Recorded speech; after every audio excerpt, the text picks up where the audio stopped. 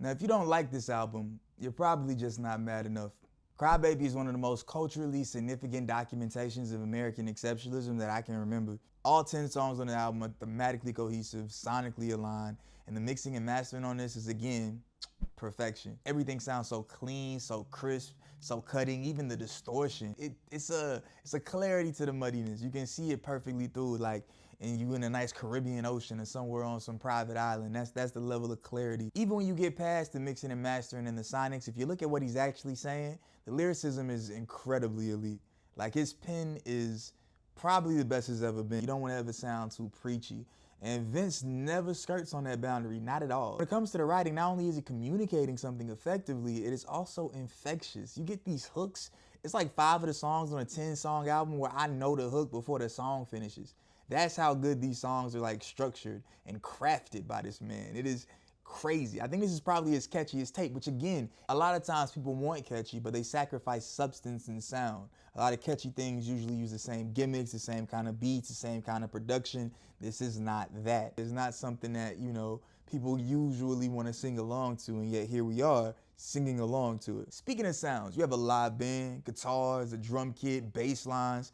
The thing is so sonically cohesive, it is beautiful. It is breathtaking. It is like a miraculous little feat that he pulled off here, because everything sounds perfect. It hits perfect. It almost sounds like teen angst.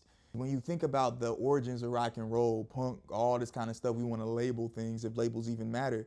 All those origins are black. We're so used to things being laundered, diluted, and handed off to somebody with a paler face just for y'all consumption. And in reality, man, the origins of this whole thing is people like Chuck Berry, Lil Richard. So when you see somebody like Vince Staples going back to his bag in this kind of way, something that he's been doing since like Hell Can Wait, it's less of a gimmick and less of something you can label with the myopic lens and more like a homecoming. And see, Vince has always been clear-headed, super clear in his vision and his awareness of what's going on in the world.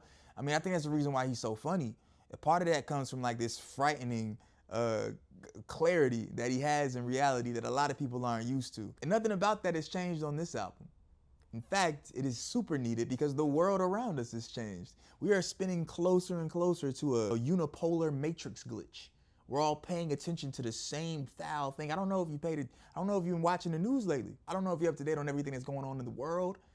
It's not pretty. It's not looking the best. And this is why it's important to have albums like this at a time like this, because it's important that we are realistic about what is happening. This album was a reflection of all my angst, all my rage, all the feelings that I have about this whole entire colonial experiment that we got going on in America. And that's a testament to just his focus and his singular nature, just getting out his vision. Because again, it's really hard to stay focused in any of these times. It's hard for people to watch a video that's too long or that it doesn't have a bunch of cuts or isn't entertaining enough. So let alone to be able to sit in your own reclusiveness, to be able to sit in your own isolation. So we got to start asking ourselves the same questions Martin Luther King might be asking. He said it's not a matter of will we be extremists, but what kind of extremists we are willing to be. On this tape, Vince isn't asking permission at all to do or be or say anything. He's kind of calmly choosing what to aim at and shooting. There's no backpedaling, there's no pussyfooting. It's just balls to the wall. I'm hitting my target, nailing it. I feel like he really has turned the lens completely around. So now all that cutting clarity is facing Americana.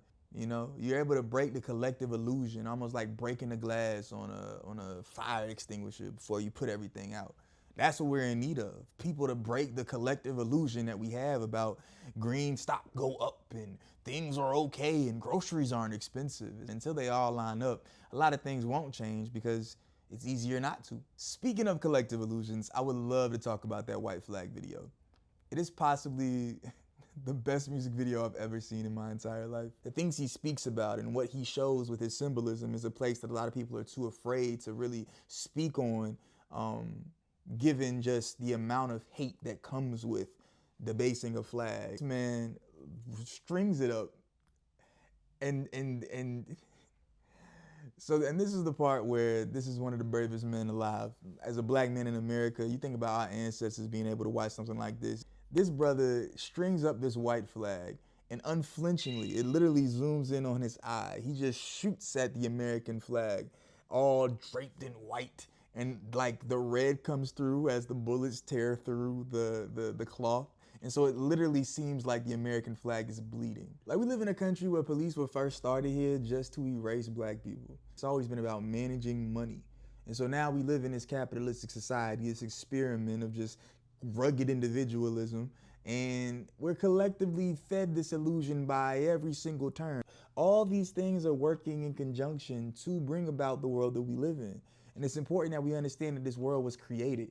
It ain't supposed to be this way. It's not like this is just the way it is. And that's what Vince is speaking to on this album, that a lot of this stuff is the way it is for very particular, specific reasons. But when you think about a black person's relationship to the police today, it has strings. It has a whole through line. The police were started to terrorize black people, to catch slaves, to function as property getters. Of course, we all know that slaves picked cotton, right?